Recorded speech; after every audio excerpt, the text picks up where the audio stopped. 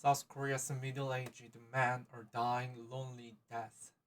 A step workers at the organization Good Nanum holding an urn containing the remains of a man who died a lonely death in 2016 in Goyang, South Korea.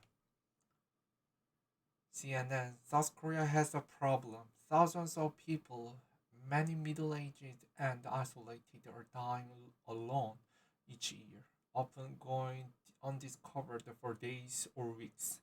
This is godoksa, or lonely death, a widespread phenomenon the government has been trying to combat for years as its population rapidly ages. Under South Korean law, a lonely death is the when someone who lives alone, cut off from family or relatives, that dies due to suicide or illness, with their bodies found only after a certain amount of time has passed. The issue has gained national attention over the past decades as the number of lonely deaths increased.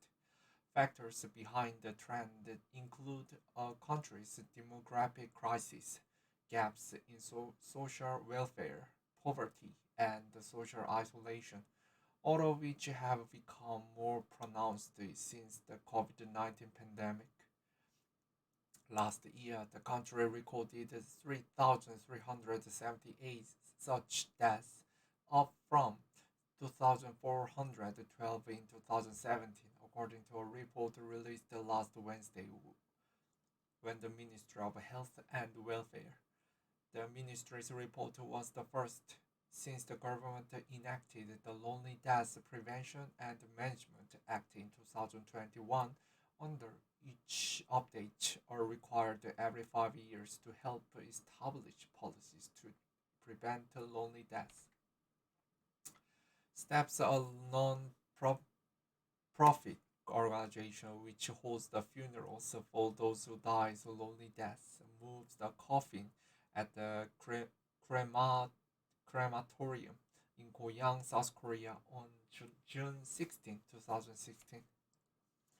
Although lonely deaths affect people across the various demographics, the report shows the middle-aged and the elderly men appear particularly at risk. The number of men suffering lonely deaths was 5.3 times that of women in 2021, up from 4 times previously. People in their 50s and 60s made up to 60% of lonely deaths last year, with a large number in their 40s and 70s as well. People in their 20s and 30s accounted for 6% to 8%.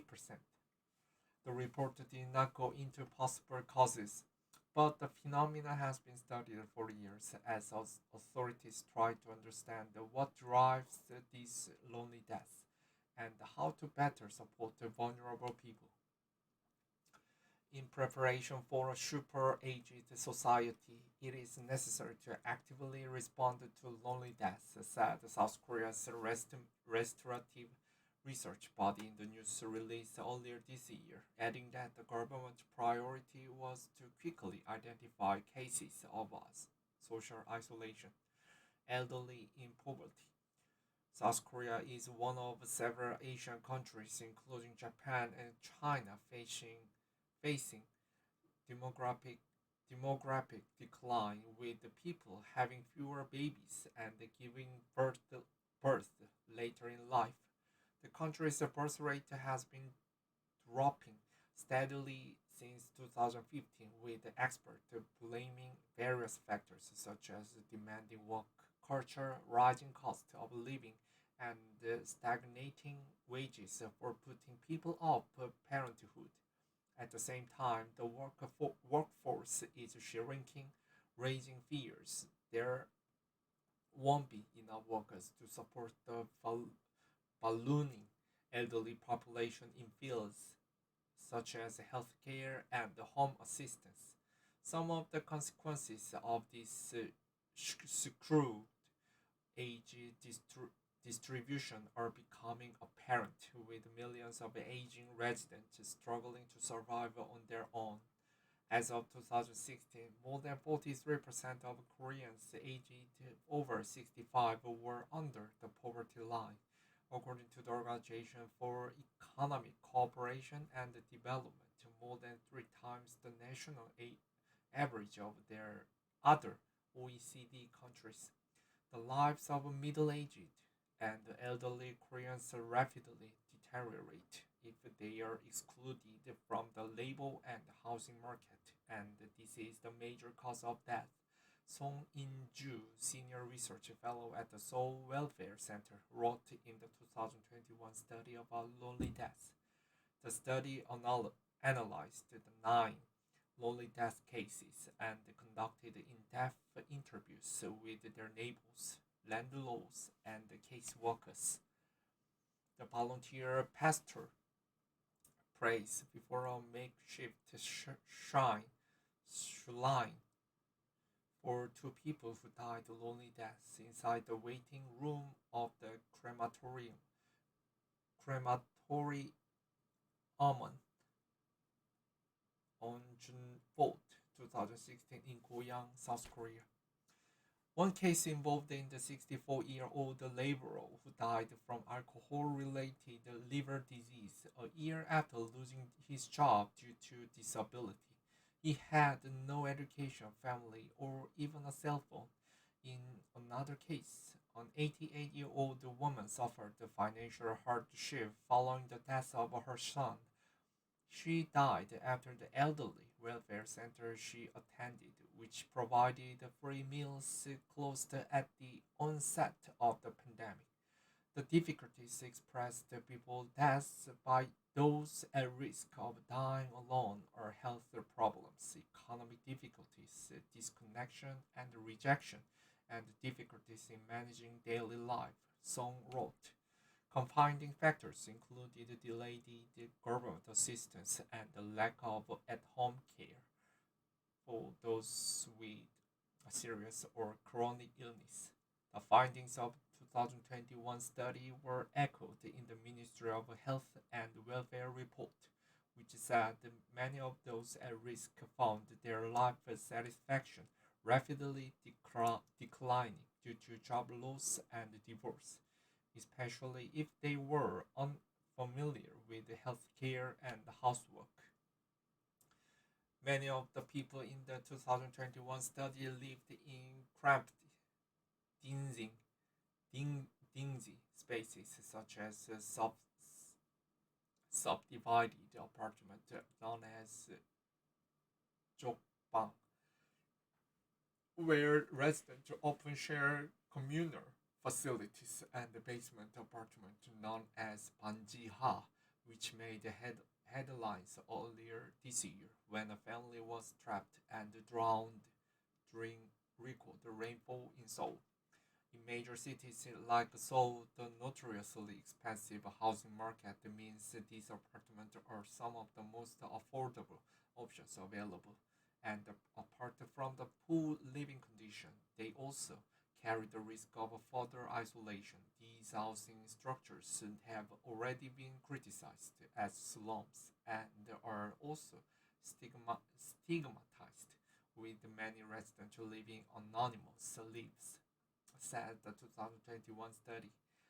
It's concerning because the house concentration of lonely deaths could be another characteristic of the poverty subculture, Song wrote.